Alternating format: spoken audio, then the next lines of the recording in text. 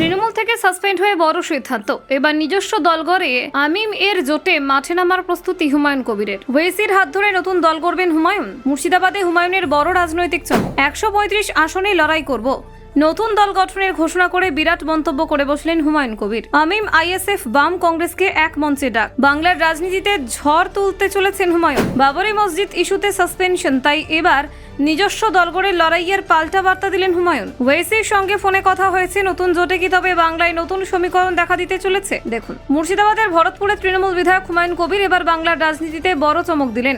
বহুদিন ধরেই তার রাজনৈতিক ভবিষ্যৎ নিয়ে জল্পনা চলছিল।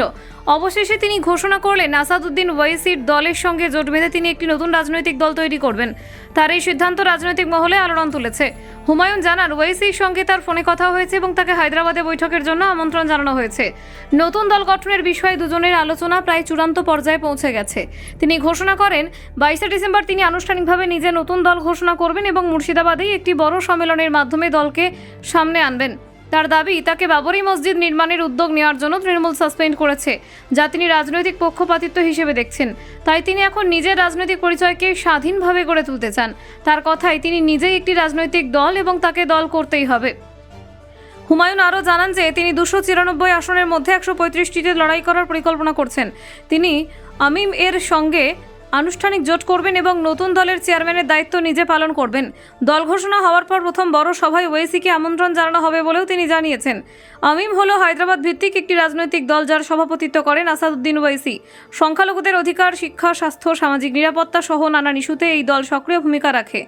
2021 সালে বাংলায় 7 জন প্রার্থী দিয়েছিল আমিম। যদিও সেইভাবে সাফল্য পায়নি, তবু আগামী নির্বাচনে দলটি গুরুত্বের সঙ্গে লড়াই করার প্রস্তুতি নিচ্ছে। এই প্রেক্ষিতে হুমায়ুনের আমিমের সঙ্গে জোটবদ্ধ হওয়ার ইচ্ছে নতুন রাজনৈতিক সমীকরণের আভাস দিচ্ছে।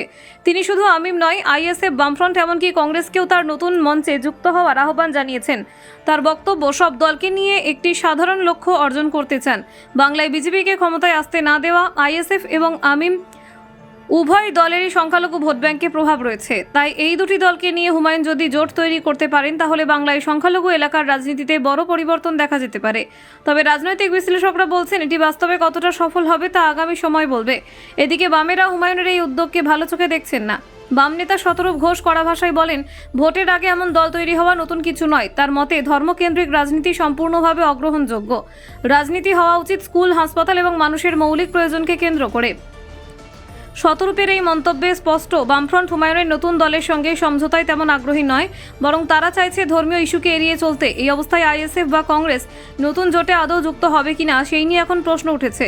রাজ্যের মন্ত্রী শশী পাজা হুমায়ুনের রাজনীতিতে কোনো গুরুত্ব দিতে রাজি নন। তিনি জানান, মুর্শিদাবাদের মানুষ মমতা বন্দ্যোপাধ্যায়কে ভোট দিয়েছেন। দলের সিদ্ধান্ত অনুযায়ী তাকে সাসপেন্ড করা হয়েছে এবং এরপর তিনি কি করবেন তৃণমূল সেদিকে নজর দেবে না। Bureau report, news prime Times.